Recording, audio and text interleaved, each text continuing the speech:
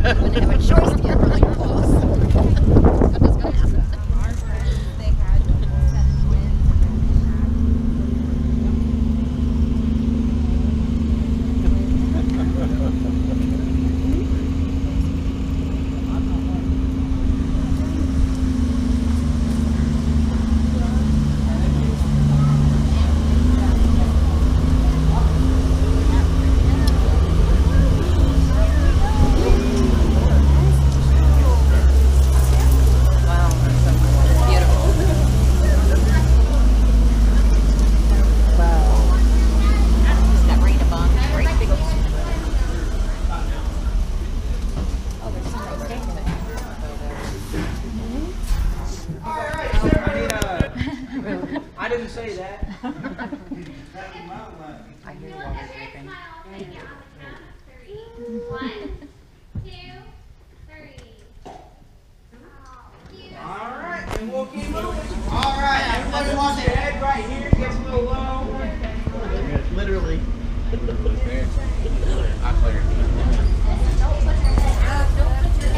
inside the car, people. And watch your head right here. It gets a little low one more time. Yeah, Mom.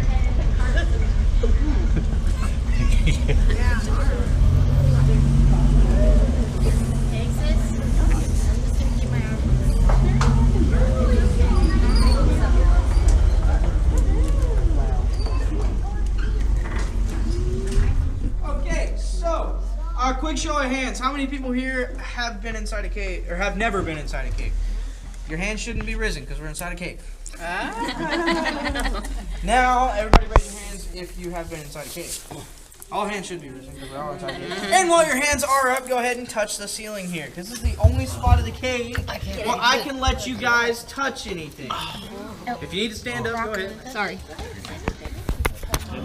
Now, the reason why we don't want you touching anything after this spot here is because a cave and its formations are made by water. We have oils on our hands. So whenever we touch something, our fingerprint's going to stay there for 500 years. That is 500 years that your little oily fingerprint will be there. So this has been touched a bunch of times, but just for example, if it's never been touched before and I touch it, the spot that my hand's touching on it, I'm going to leave oil behind, and the water won't add on to that spot anymore. It'll go up and over this spot instead of bonding to it and adding to it to grow. That's why we let people touch here, so we can always get in the cave. No, I'm kidding. My name's Alex. I like to tease, I like to joke around and stuff. You guys take as many pictures as you want. Use flash photography if you want. If you have any questions, feel free to ask. I'm going to go ahead and move on up ahead here, and I'll show you some of the formations that will start taking place in a cave.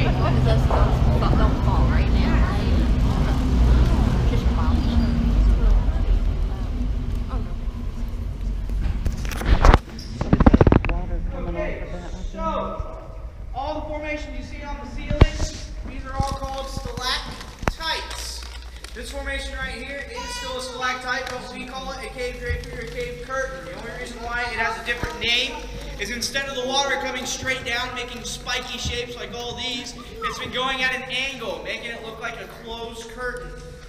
All the water off this cave drapery stalactite is falling off and landing on the ground here. All those minerals are stacking up on top of each other, and it is making this stalagmite. One day this stalagmite and that stalactite will grow and will meet in the middle somewhere. They will be called a column. Now, we're not going to sit around here and wait for that to happen. We don't have that kind of time. It's only an hour-long tour, and I have lots of stuff I want to show you guys. Now, to give you an idea how long it will take for them two to touch each other, all the formations grow at a stunningly fast rate of 1 cubic inch every 100 years. So saying that, we're not going to sit here and watch it, like I said. We're going to move on up ahead here as soon as we get out of our way, and I'm going to show you guys the one and only formation that I know the exact age of. I'll move up here and I'll explain.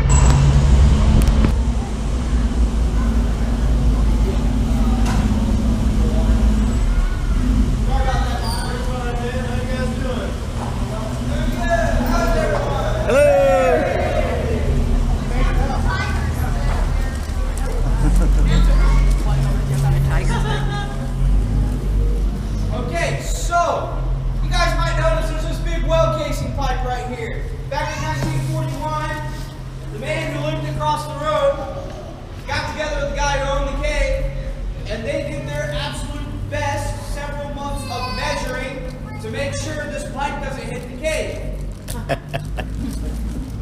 Well, you can see how that turned out for him.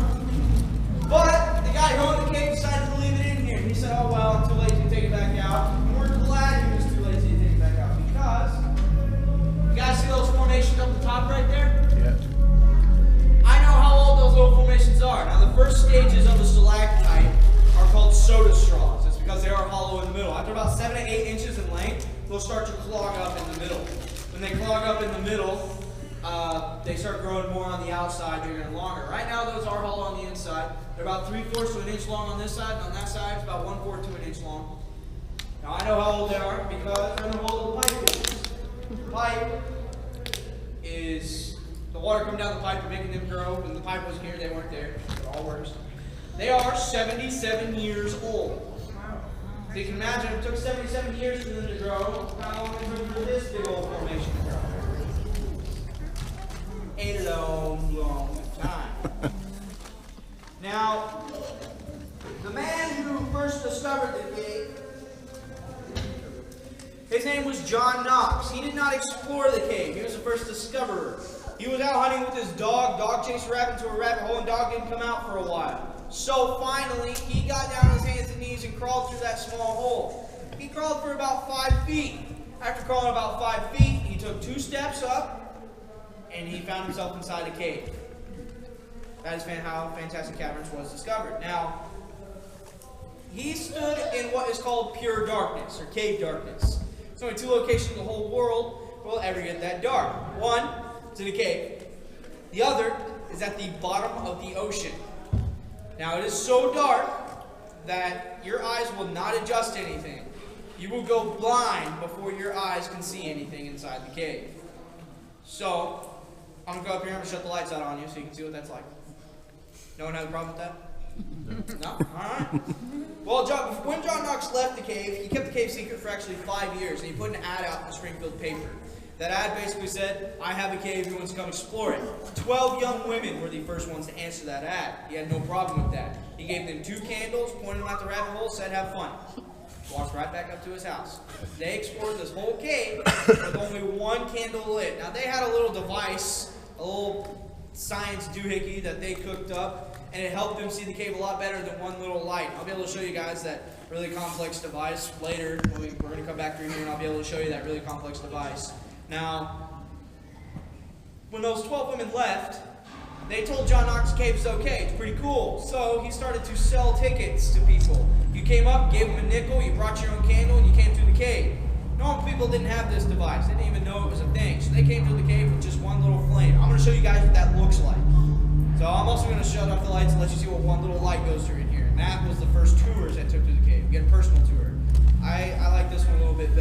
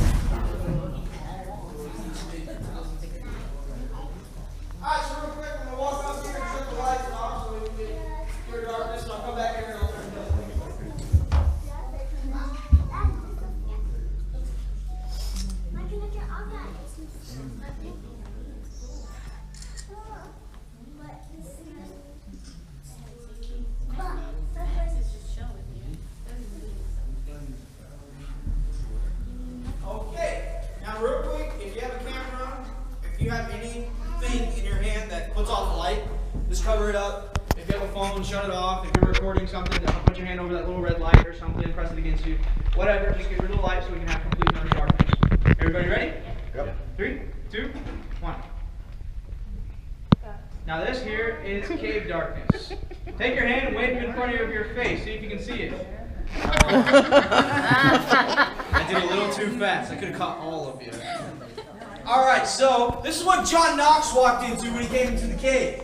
Those 12 women used a different type of light, and I'll show you that later, like I said. But if you paid him a nickel, you got the privilege of coming to the cave just like this. Wow.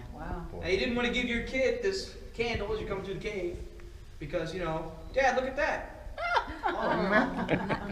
You didn't want to stand in the wrong spot because it would be dripping. You'd be like, oh, look at that formation there. That looks pretty. Oh. When I come through the cave, at night, we shut off all the lights, and I come through the cave like this. But a flashlight does a little bit better job. It's still a little creepy, I'll admit. I sing Scooby-Doo theme songs coming through. You're all laughing like I said that to be funny. No, I really come through and I sing Scooby-Doo theme songs. In 1887, they brought the first lights to the cave. This is electricity, the first time. This is electricity, everyone. First time, right? The first time electricity was brought to the cave, these are Edison bulbs. These are the type of light bulbs that did light up the cave. It was powered by a steam-powered engine at the front of the cave. Now, if you lived in the area and you wanted to see a light bulb turn on, the only other place you could go to beside this cave was Kansas City. Springfield had to wait 2 more years. So for a while, the biggest attraction at the cave was coming to this part of the cave and just seeing a light bulb turn on. Wow. That was actually what a lot of the people came to see. I don't like these light bulbs because it actually changes the colors of everything around us. Everybody look at the formations around us, the walls, the ceilings. You got some browns, some tans, some golds. That's not the real color of the cave. Everybody look back at those 2 columns at the back right of the trailer here. See how it looks like frozen chocolate milk coming all the way down? I'm going to show you what the real color is. So everybody keep your eyes on that. Everybody, 3, 2, 1. Cool. Everybody say wow. Alright, I feel like I did something good. Now this is about it's about as far back as those 12 women actually got. They got about here and a little further up ahead, and they found a sinkhole. By this time, their first candle was just about out. They only had 1 candle left. They'd already been down here for quite a long time.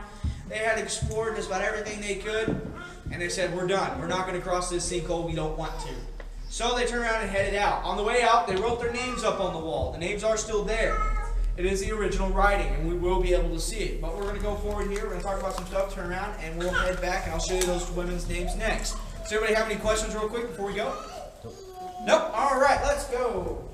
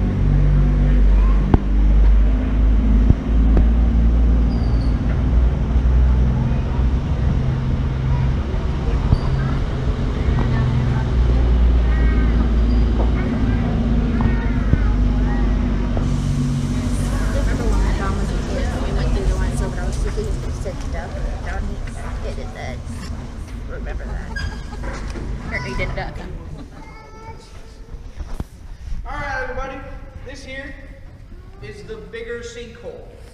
Now this one's a little bit special because you can see the lower cave right there. Those 2 openings right there, that's the lower cave system. It is about 4 miles long if you wanted to travel it. You'd be on your belly army crawling all 4 miles. To get from point A to point B, it takes about 16 hours to crawl the whole thing. So I don't give that to her. I won't give that to her. If you want to take it, you're out of luck. I'm sorry. I'll be mean about it. Now, there's only 2 spots you can stand up on this whole trek that you'd be taking. You're looking at spot number 1. Spot number 2 is about an hour further crawl, and it's a room called Paradise Room. It's big enough for 1 person to stand up in, and it feels like paradise. Now, last year in May, we got a lot of rain. We got a record amount of rain. And it did fill up this sinkhole here. It filled it up all the way to a foot above the railing here, all throughout the cave. As you can probably imagine, Jeeps couldn't fit through here anymore. So we had to shut the cave down for about 7 days until the water receded back below the bridge, and then we opened it back up for business. Does anybody have any questions? When was the sink? How long has the sinkhole been here? There's not really any way of telling. As long as the cave has been here, the sinkhole's probably been here. Because, I can make that assumption simply because how this cave was made, it was an underground river coming through here, and that's how all this was formed.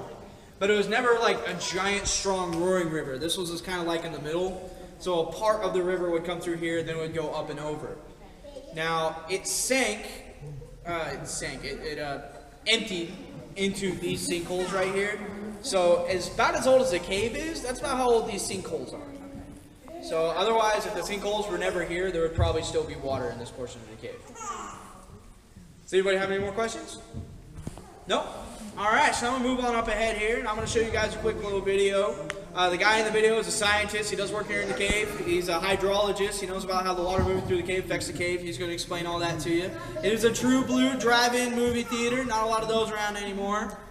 So I'll go ahead and show that to you guys. Sound good to everyone? Yep. All right.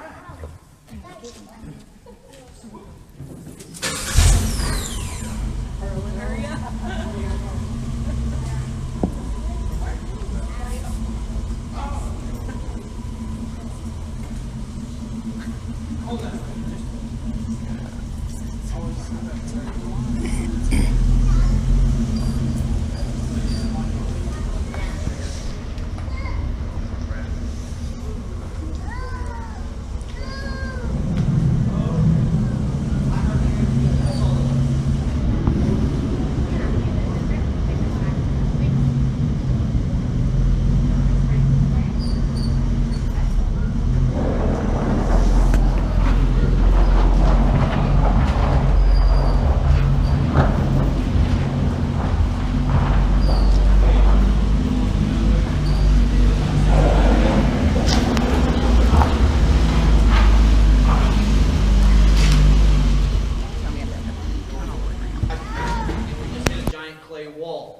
There's nothing really to see back this far, so we're going to turn around and I'm going to show you those 12 women's names next. That sound good to everyone? Yep. Yep.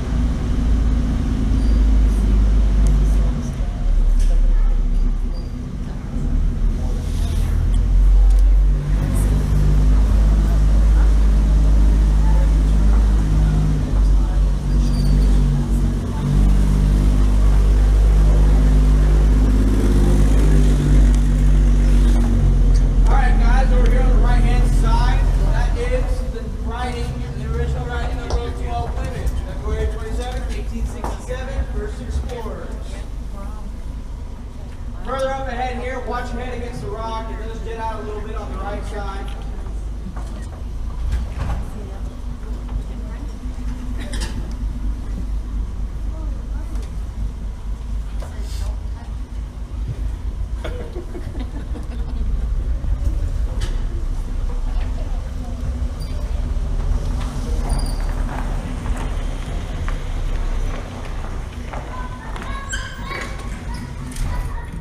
Okay, so I did say John Knox waited 5 years to have the cave explored. That's because at the time the Civil War was going on, and here in Missouri the soldiers wanted caves. The caves have bats, and bats have bat guano, and bat guano was very useful to soldiers. Now, they'd come down and they'd scoop up all the dirt they could, and they'd put it in a big bin like this, where it would siphon out all the dirt and keep the bat guano. At the end of the day, you'd have enough to fill out about a bucket, and you'd put that bucket in a pot, and you'd boil it. You'd boil down that bat guano, and you're left behind with something called potassium nitrate or saltpeter. Now, if you mix saltpeter with sulfur and ash, you get gunpowder. That was pretty useful back in the day. John Knox knew this and did not want them using his cave for violence, and they were going to take the land away from him if they found out he had this cave. So he just kept it secret. Until 5 years later, Civil War's over and had those 12 women explore it for him. Now we're going to flash forward in history a little bit to the 1920s. In the 1920s, the Prohibition was out. That made drinking, alcohol, and gambling illegal. People around here didn't like it, so they turned this area of the cave here into a speakeasy. Now right up here, that's where they had their bar. Someone playing some fancy music. Underneath this lantern, right about here, the piano's over here, bar was right here. Under here is where the casino tables were. And all this flat ground you see all down throughout here, well, that was the dance floor. And it was just covered with people having a good time. At the front of this cave, they had a still, made moonshine. Brought a lot of that moonshine down here in the cave and drank a lot of it. Didn't really have to worry about the cops coming down here and busting everyone, because the cops were already down here helping everybody drink their moonshine. They loved it down here, up above ground. They upheld the law down here. Not so much. For about 4 years, this was the place to go until the end of that 4 years. There's a big old cowboy-style brawl that happened down here. One guy pulled out a gun and shot another. Sheriff had a problem with that, so he shut it all down. Now, we're going to flash forward again for about 40 years, because nothing really happened in the cave for about 40 years. Until the 1960s. In the 1960s, Route 66 was right by here. A lot of famous musical talent at the time would use Route 66 and do shows along that road. Around this area, at that time, there was not a lot of places to stop. So a man made this place one of the stops by building this stage here in 1962, and he put a radio show underneath the rocks under there. That radio show was called Farmerama. Now, he would bring in some of the big old talents up here on the stage, and they'd have concerts here in the cave. Most notable was a man named Buck Owens and the Buckaroos. He brought in 700 people into the cave. That is the record. They don't want that record being beat. They're okay with that staying the record. They don't want to deal with that anymore. Now, when there wasn't big-time talent in the cave, they had occasional local talent come in. And they would come up and perform on the stage, and a couple people would come in and have a nice night, eat some dinner, and watch the show. And he would record it all over there in the Farmerama podcast, or Farmerama radio show. Now, one of the acts that came up on the stage occasionally was a group called the Presleys. They are a family show group. They have a show in Branson called the Presley Country Jubilee, and this is where they got their start. After a couple years doing this, they just moved their show over to Branson. Now, when about 2 years ago, they came back here for their anniversary and had a little reunion up here on the stage, and they sold 600 tickets to that show. 600 tickets plus a concession stand in the back. And that concession stand made a killing, I'll tell you. You put the word cave in front of anything, and people think it's special.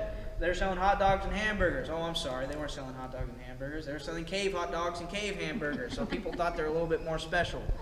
They had to go out and get more meat, like every couple hours, because during the whole show, people keep going back and say, another cave hot dog, please. Say, it's just a hot dog. No, it's a cave hot dog. Okay. So, as you can imagine, they made a killing, 600 ticket sales, plus the concession stand in the back there, selling their cave food. And all that money they made, they didn't give any of it to the cave. But we were okay with it because they didn't keep any of the money either. Every single cent of it went to the Ronald McDonald's House for Kids. They're a very, very, very good group of people. If anybody ever has the chance to see their show, I highly recommend it. It's a really good show. Now we're going to move on up ahead here, and I'm going to show you guys a room called the Breakdown. The Breakdown is where the ceiling once fell a long time ago. Now, it didn't fall in one big crash and bang. It was more one rock at a time. When this was an underground river, it would erode the top, and rocks would fall down one at a time. That's what happened mostly in that room. This big rock here behind me, that used to be a bunch of tiny rocks, and they just fell down from the ceiling. And over thousands of years of the river washing over it, the heavier rocks stayed there, and it formed this big clump into the big rock. So I'll go ahead and move on up ahead, and I'll show you the breakdown rooms. Anybody got any questions before we go, though? No? Okay.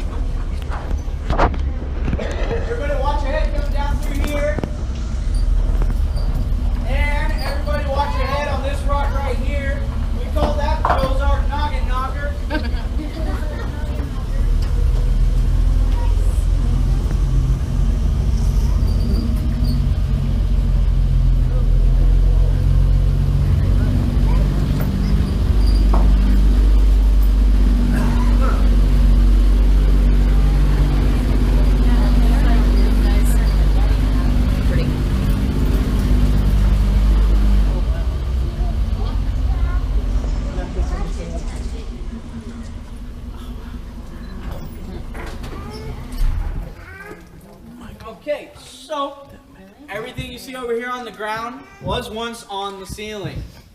A little fun fact about caves. A lot of people like to ask me if an earthquake caused this, and I can tell you no. A cave is an extremely safe place to be if an earthquake was happening. You guys want to feel like, or you want to see what an earthquake feels like in a cave? No. No? Well, too bad. You're feeling it. This is what an earthquake feels like when you're inside a cave. Like I said, it's very safe. Reason being, vibrations of an earthquake needs ground to travel through. So as soon as it hits this big open cavity of nothingness, caves are usually too deep to shake.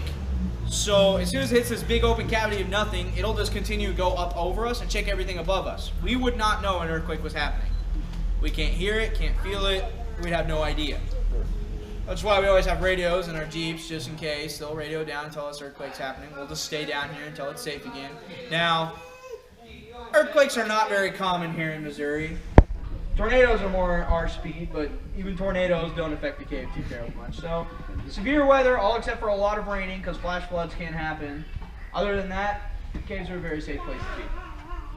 I'm going to move on up ahead to the room called Cave of the Giants. As we come through this little archway here, everybody make sure to pay attention to the right ceiling. It's just simply my favorite part of the cave.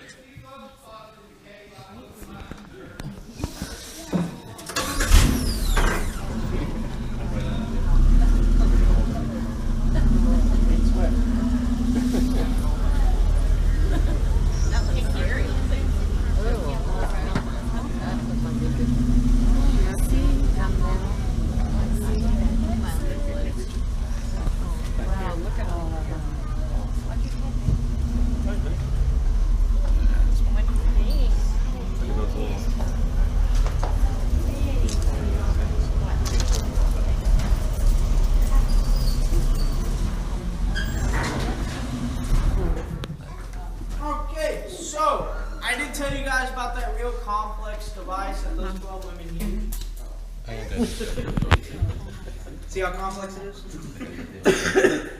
Alright, so if I can get it working, because it's a little too smart for me. Okay, there it is. There's this super high-tech complex device.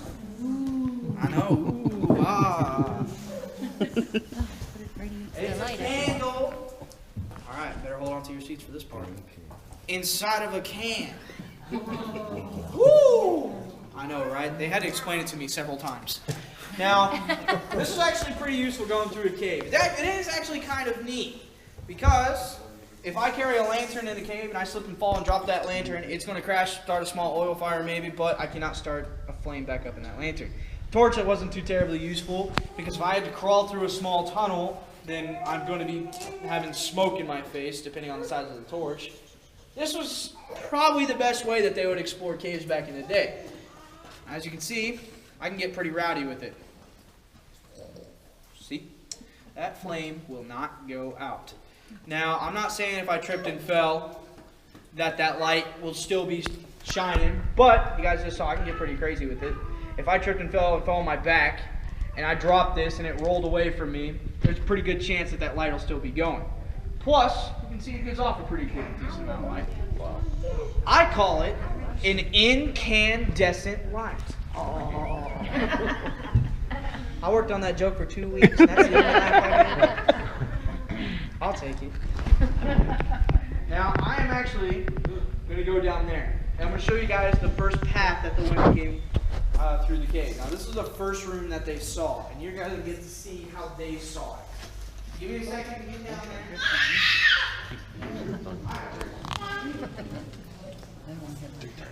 I don't wear this jacket.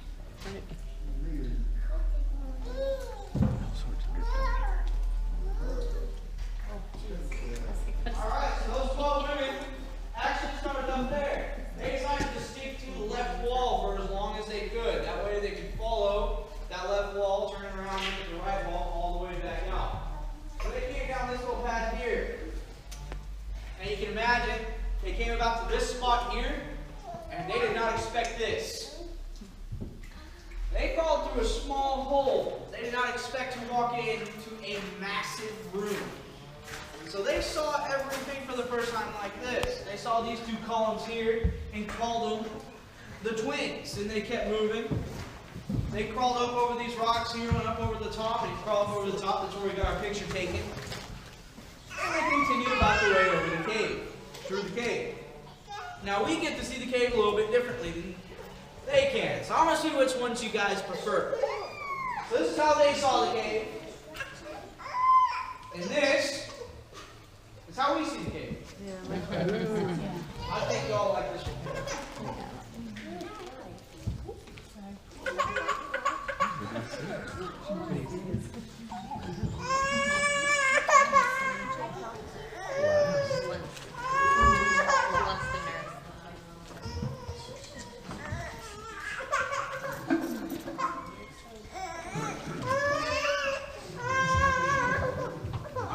So we're going to continue on up ahead.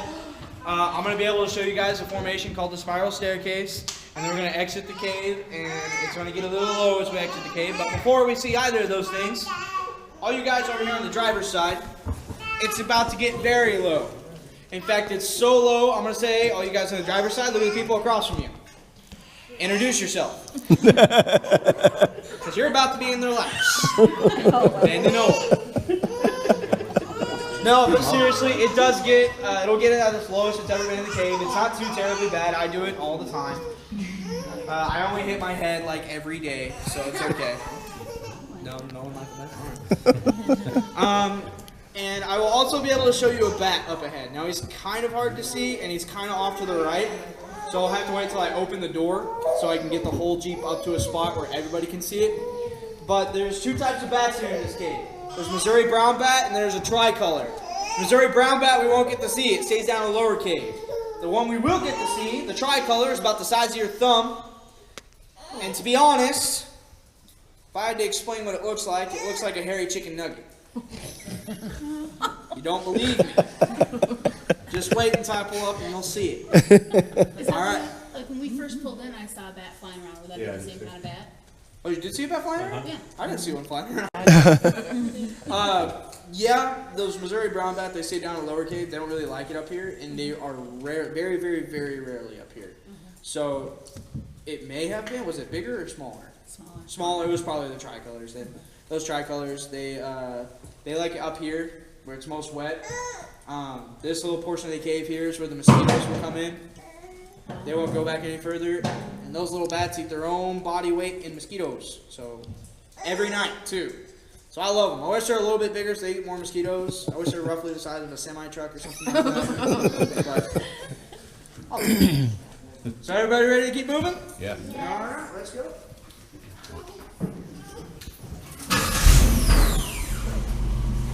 See, they're very much like straws. Alright guys, watch your head coming down through here. Lean over on the baby. Holy macaroni. Yep. Nope. Done. Yeah, I had to definitely. I am pulled it over. Oh, you're fine. Right here on the right hand side, that right there is the spiral staircase.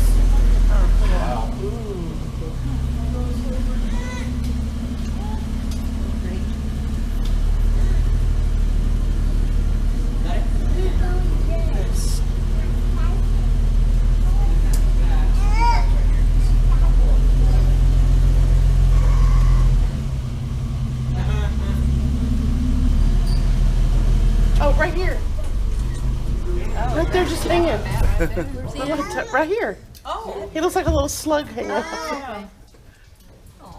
A little hairy chicken nugget. It is a hairy chicken nugget. It is a hairy chicken nugget.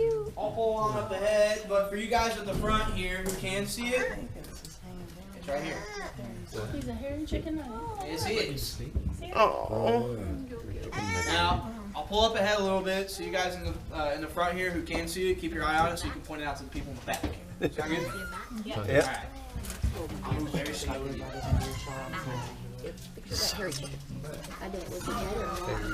Hairy chicken nugget.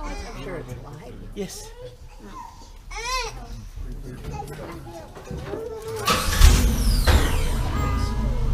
Alright guys, watch your head as we exit the cave. Make sure to keep an eye out for that bat up here on the right side. Oh yeah, he's alive. Oh yeah, he don't kill. They're like little puppies. Little bitty thing. Yeah.